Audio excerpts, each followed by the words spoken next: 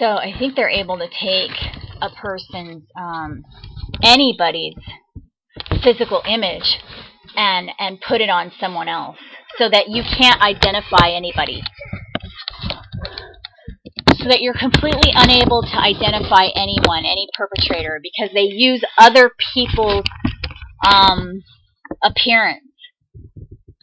Oh man, you guys. If that's true, I don't know if that's true, but if that's true, that is freaking really scary. Because I've had people... Because then that would mean that if they're able to use somebody else's image, then maybe they're able to use mine. That's scary, guys. That's really scary. But I'm just telling you my own personal experiences. Let me see what else is on here. Oh yeah. So I'm worried that they're actually doing stuff to us when we're still in utero. And I've heard other people say that too, and I have reasons to think that myself. Okay, going back to this kid that ended up working at Paramount when I had been employed by Paramount as well, and we were from the same small town in Alaska. Years before he ended up working at Paramount, I had a conversation with a director from a film that I was doing. I told you guys about that. How he had called me and he wanted me to talk to him about, just to have a conversation with him, have an interview with him over the phone. And so I'm having this conversation with him, and he's asking me all these questions, you know, about my life, people that I had liked in school, and I had mentioned that guy.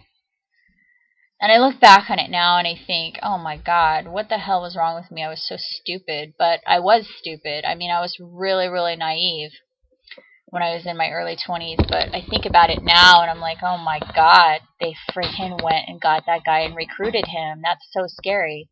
And I tried to tell the dude too. And this is the same guy that looked exactly like the kid in the Roswell show. I don't understand it, you guys. It's freaking weird. Unless they're just able to affect everything that I see, it's just so weird. But, because I'm just telling you the truth, and hopefully somebody out there can put it all together at some point.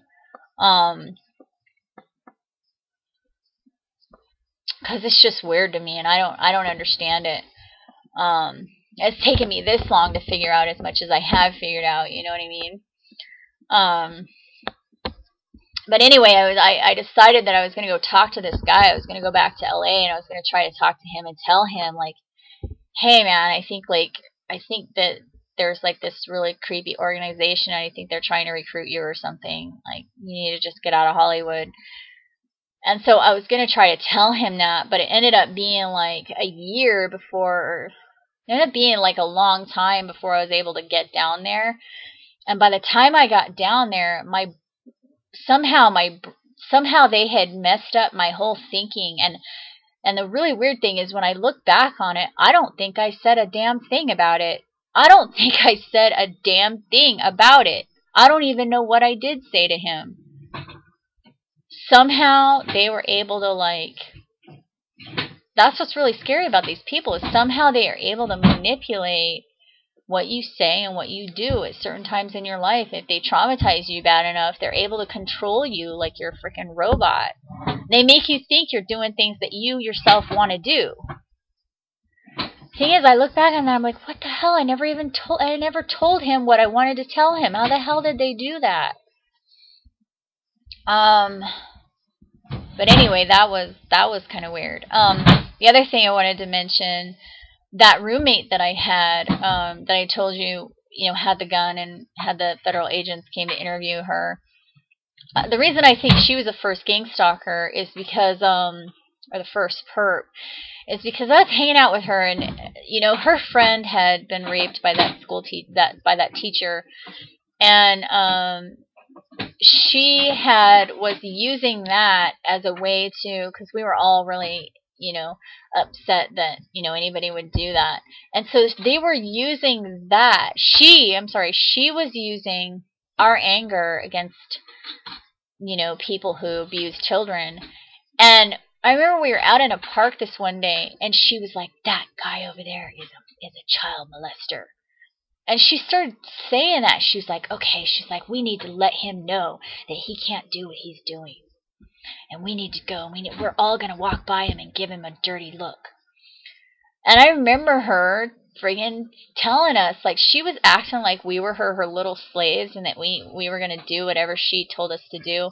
And the thing was, I mean, I already told you, like, that girl was traumatizing me. Like, she was like my stepmother. She was exactly like my stepmother. Really, really a lot like my stepmother. In the way that the abuse that she would do, like, she would just start screaming like an animal, just all this profanity, and just for no reason at all. And it was just really, scary. And I just remember thinking, this is so weird. And I didn't trust her anymore after that. And I didn't want to, well, I didn't trust her anyway, 'cause she was just so abusive. But anyway, that's the reason that I'm telling you I think she was the first gang stalker, because I don't know what would have happened if I would have joined her. You know what I mean? If I would have been, like, started abusing some total stranger just because she said he was a child molester. You know what I mean? What would have happened if I probably would have become a gang stalker instead of being a TI, I would have been a perp if I had decided to do that. So, and that was before I was gang stalked.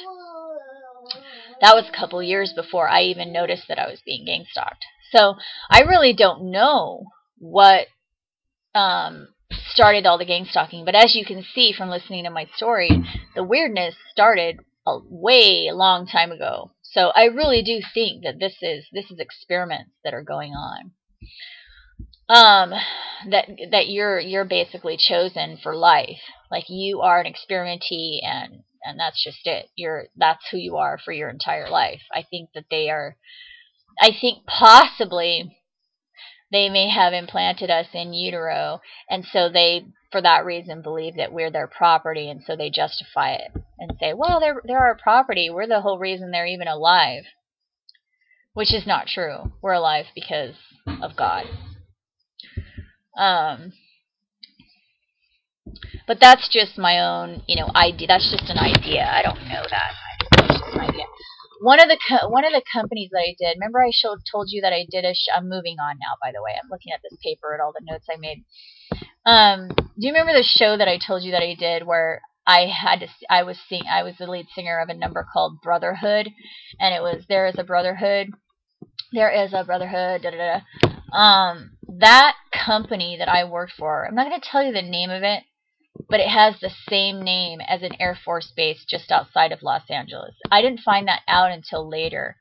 It was so and such Productions, and then I found out that that name is actually the name of an Air Force base right outside of Los Angeles. Very weird. Oh, okay. That brought to mind something else that I completely forgot to tell you, and I completely forgot to put it on my notes.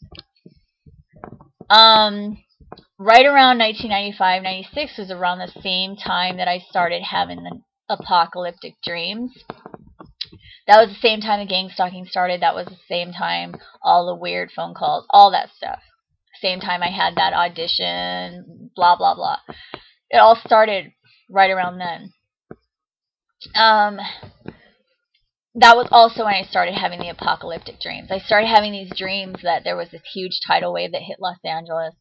And then I had a dream that I was watching the Earth from in outer space, and the Earth caught on fire. And then I had this dream that I went to the moon on this, like, elevator thing. And it was really stupid. I never would have thought it meant anything until later I started hearing people talking about and so I started talking about people talking about that. Like, literally, Michio Kaku was talking about that. Like, what if you could just have an elevator that went from the Earth to the moon? And I was like... And then I heard somebody else talking about it. I always thought that dream was just a stupid dream. But I did have a dream that I was going to the moon, and I went to the moon. I had a couple dreams like that.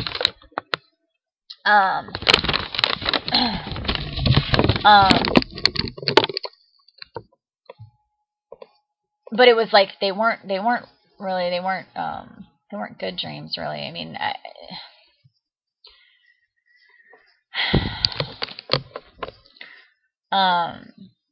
I basically, the one dream that I had, I was like sent up there because I had this one friend who started telling me that I should consider going over to it was this other country where they were like hiring singers and stuff like that. She kept saying I should go over there as a hostess.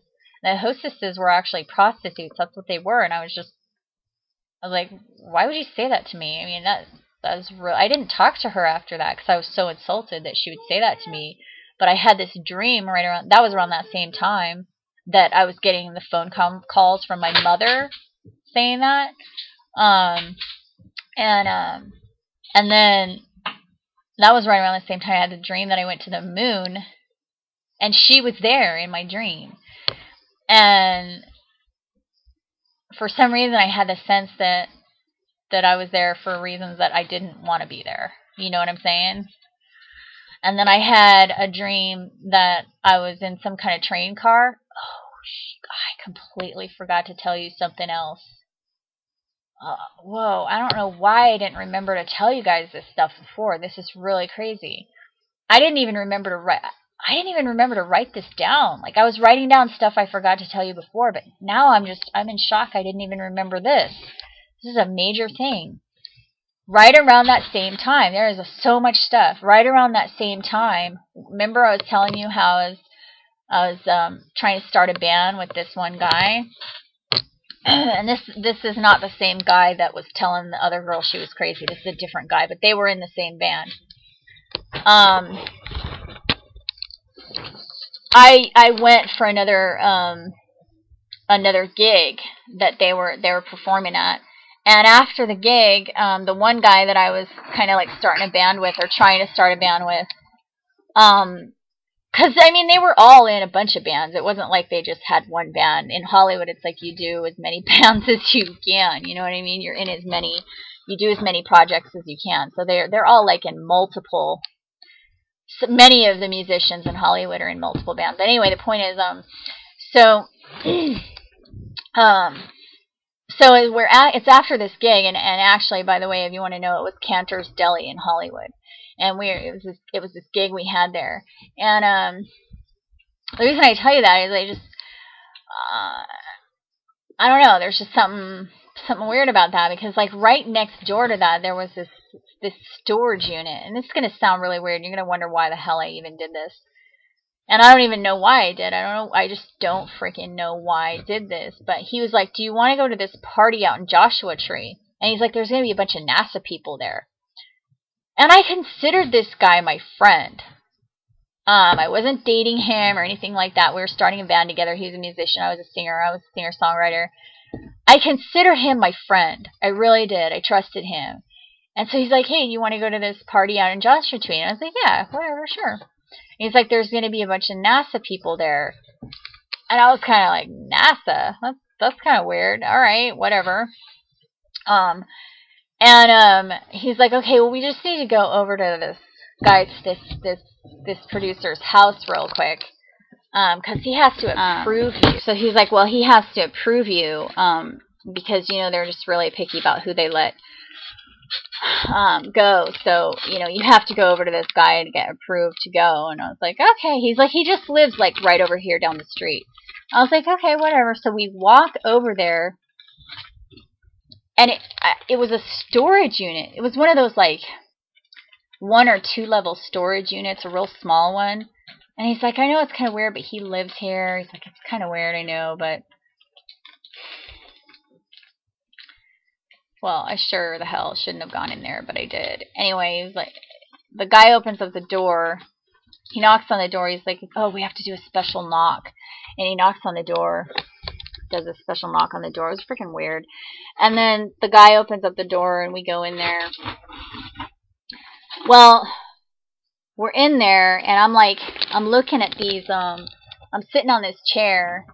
And basically the storage unit was like his little house. Like he had a little kitchenette in there and everything. And he had furniture. I mean, it was just like looked like a little studio apartment.